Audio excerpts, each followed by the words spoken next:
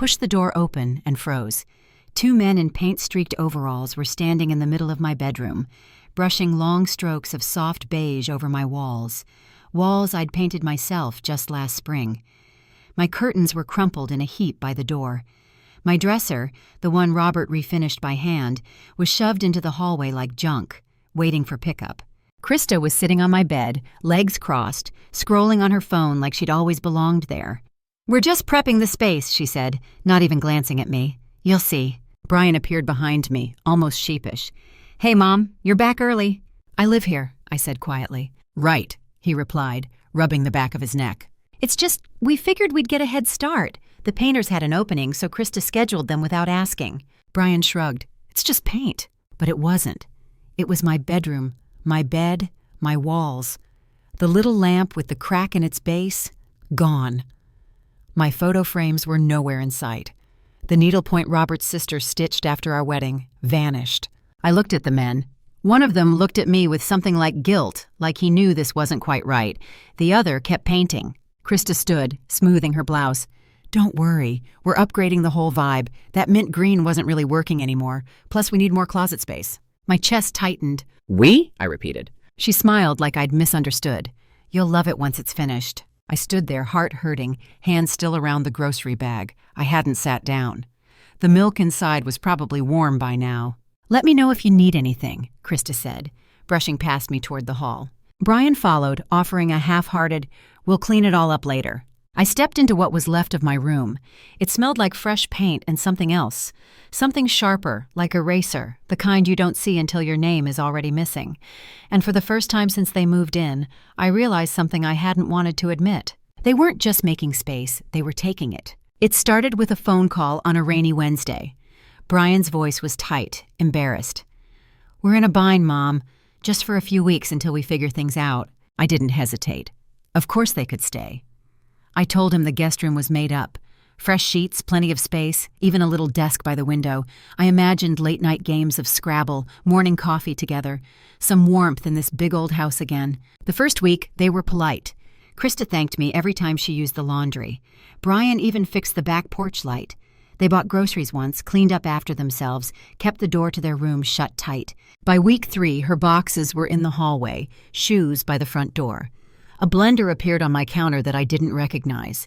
When I went to make coffee, the mugs had been rearranged. The sugar was in a different container. My calendar had been moved from the fridge to the trash. "Too cluttered," Krista had said. She didn't ask before clearing my pantry to make space for family snacks.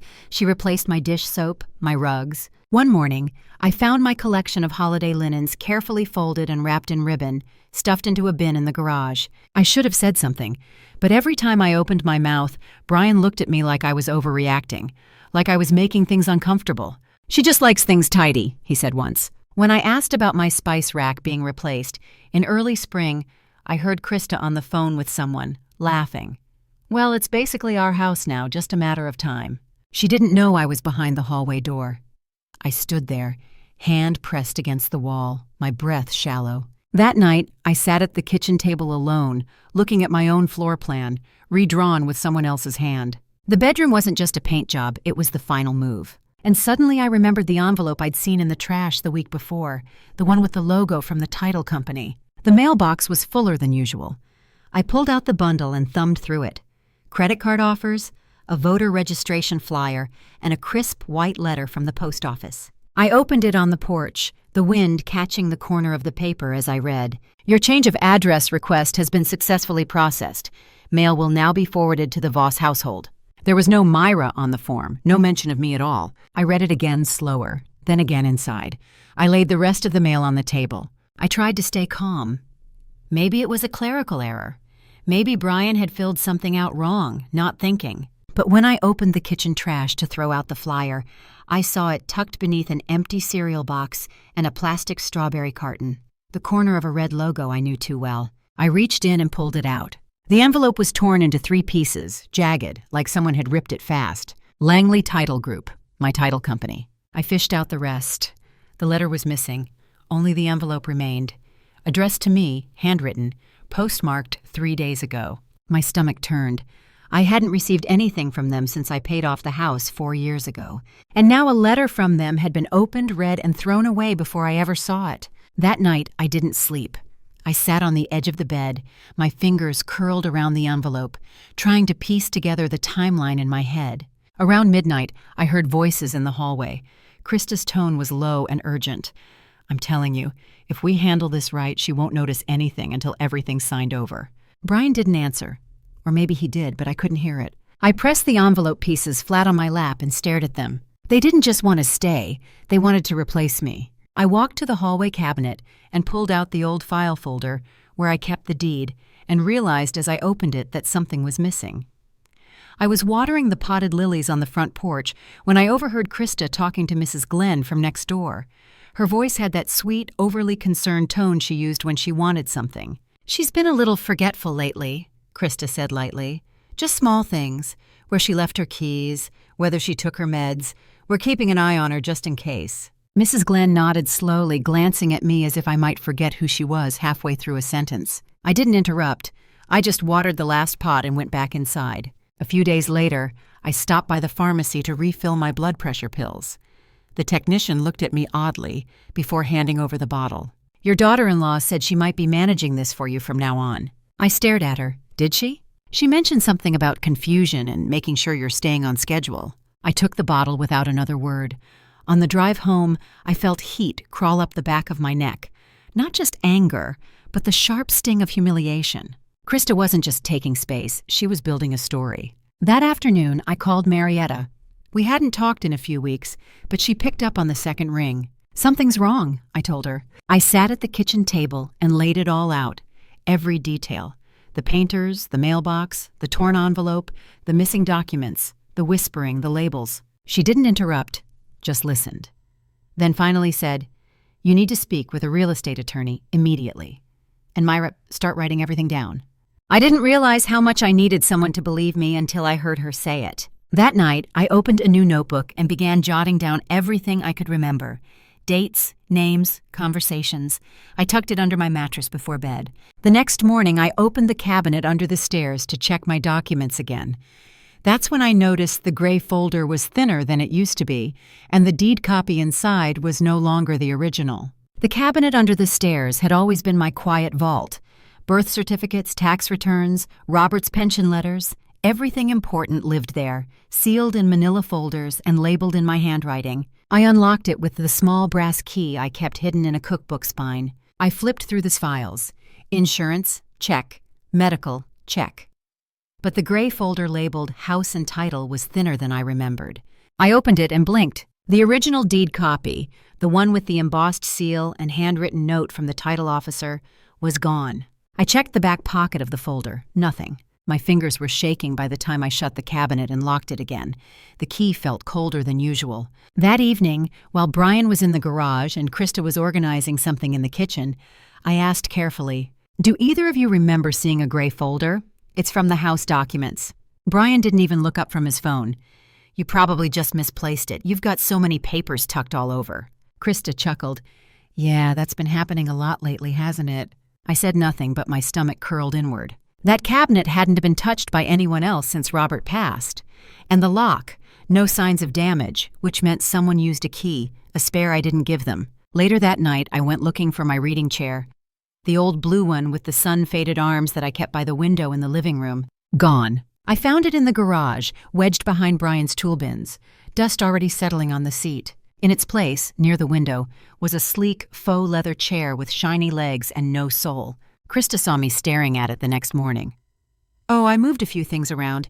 That old one didn't match the new aesthetic. We're going for a modern open feel." I nodded just once and went back to my room. The aesthetic, it seemed, no longer included me. The next morning, I opened my notebook and wrote down, "They've begun replacing." Marietta drove me to the law office, a small brick building near the library with a painted wooden sign that simply read, "Hanford and Associates." She waited in the car while I walked in, my folder clutched like a shield. Rose Hanford was younger than I expected, maybe early 40s.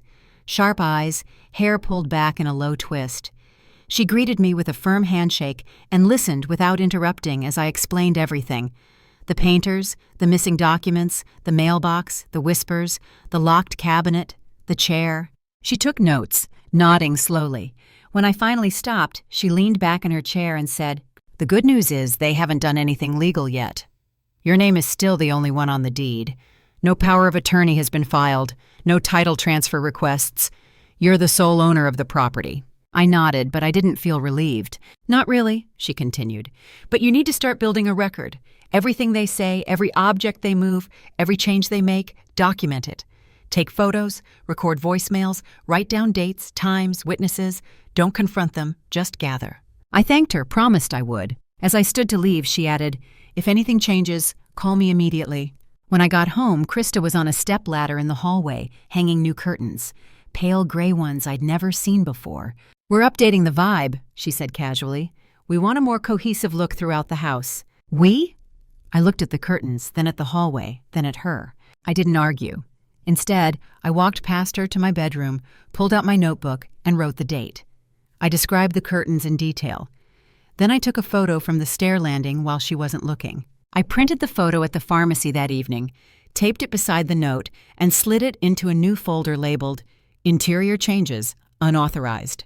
When I got home, the blender on the kitchen counter had been replaced again, this time with one that matched the curtains.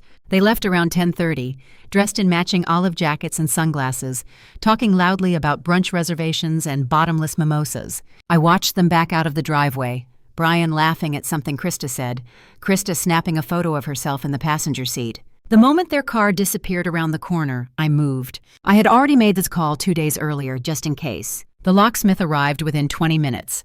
An older man named Dennis. Polite, no questions.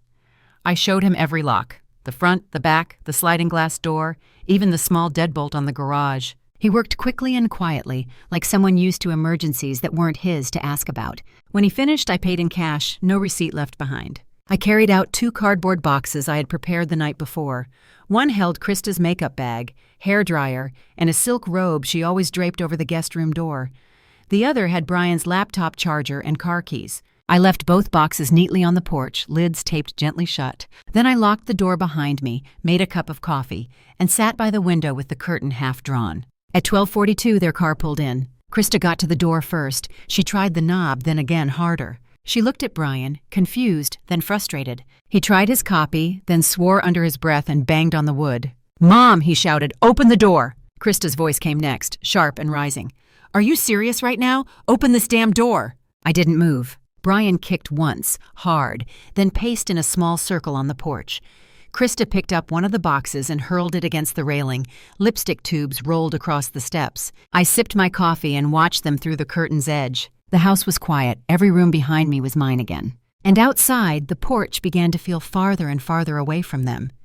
They didn't come back that night. Or if they did, they stayed in the car, watching. I locked every door, every window. I slept with my phone on the nightstand, my folder of documents under the bed, and my notebook open beside it. I expected shouting, maybe another round of banging, but the house stayed silent, and somehow that felt worse. At 8:14 the next morning, there was a knock at the door. Not pounding, not frantic, just firm. I opened it slowly. 2 officers stood on the porch. One was young and serious. The other older, with a weathered calm that told me he'd seen far too many versions of this scene. "Ma'am?" the older one said gently. "We received a report this morning. Your son and daughter-in-law claim you've locked them out of their primary residence, that you're showing signs of cognitive decline, and possibly endangering yourself." I didn't flinch. "I'd like to show you something," I said. I walked them to the kitchen, opened the file folder that sat next to the coffee pot, and laid out the title deed, the change of address letter, and my photo log. Then I pulled up a saved voicemail on my phone. Krista's voice filled the room, half laughing, half coiled. "She won't last. Once we take over, it's ours anyway." The older officer blinked slowly. The younger one jotted something down. "Do you have any power of attorney on file?"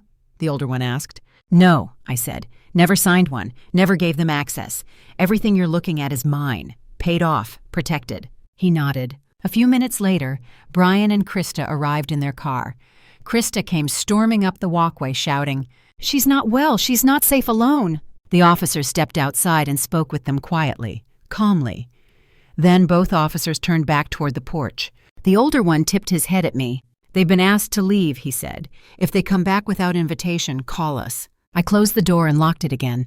In the distance, Krista was still yelling, but her voice no longer reached the walls. It took them a full week to reach out. Brian's email arrived late on a Sunday night, long after the neighborhood quieted and the sky had gone slate gray with rain. The subject line was just one word: sorry. Inside, it read like a student's apology to a teacher he never respected. We didn't mean for it to go this far. We were just trying to create stability. Krista got carried away with the idea of making it ours. No mention of the title, no mention of the voicemail, no mention of the lies. I didn't reply. The next morning, Krista posted a filtered photo of a coffee mug on a windowsill. The caption read, "Sometimes people confuse control with care, but we know better, don't we?" Followed by a string of hashtags I didn't bother to read. That afternoon, I walked through the guest room. Their things were still there, untouched since the police left. A stack of magazines, a bathrobe, a pair of slippers too expensive for someone without a job. I boxed everything. 2 bins labeled and sealed. I didn't fold the clothes. I didn't dust the lamp. I left the boxes on the curb. Then I took photos of the boxes and sent them to them. Claim within 48 hours after that donation. They didn't come. On the 3rd day, I called the women's shelter. They picked up both boxes and thanked me before I could explain. "These will go fast," the woman said kindly. "People always need something soft to start over with." Later that week, I went to the nursery and bought a lemon tree, a small one, young but rooted.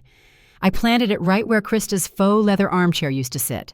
The chair, she said, matched the curtains better than my old one, the one she refused to let me move back in.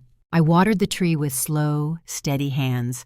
Then I pulled out my phone, opened my emergency contacts, and scrolled to Brian's name. One tap, delete. Then Krista's, delete. When I walked inside, the air felt sharper, like it had finally remembered how to breathe. The bedroom took me 2 full days to repaint. I chose a soft amber, warm and honeyed, the kind of color that holds the light instead of swallowing it. The old paint rollers were stiff, but I didn't mind. It felt good to do something with my hands again. Every stroke over that beige Krista had picked felt like stitching a torn seam back together. I bought a new lamp, a reading chair that reminded me of the one they'd shoved into the garage. I replaced the curtains with simple linen panels that moved with the breeze, and I changed the lock, not just the knob but the entire mechanism, reinforced, quiet, mine. When I finished, I stood in the doorway and let myself feel the stillness. It didn't hum with someone else's voice anymore. It was my space again, not just a room but a reclaiming. A few days later, I went down to the attorney's office and signed the revised will. Everything, house, savings, retirement fund, now went to a scholarship for women over 60 who were starting over. Divorcees, widows, the discarded, the underestimated. No family clause, no second chances. That Sunday, Marietta came over. I baked a pie, not for a holiday, not for company, just because I felt like it. We sat at the kitchen table, the window cracked open to let in the scent of lemon blossoms from the sapling outside. She sipped her coffee, looked at me carefully, then asked, "Do you miss them?" I took a bite of pie, chewed slowly, then answered without blinking. "I miss who I thought they were." She didn't press further. She didn't need to. After she left, I walked back into my bedroom and sat in the new chair. The sun was setting through the linen curtains, painting the room gold. I picked up the notebook one last time and wrote 3 words across the final page. I came back.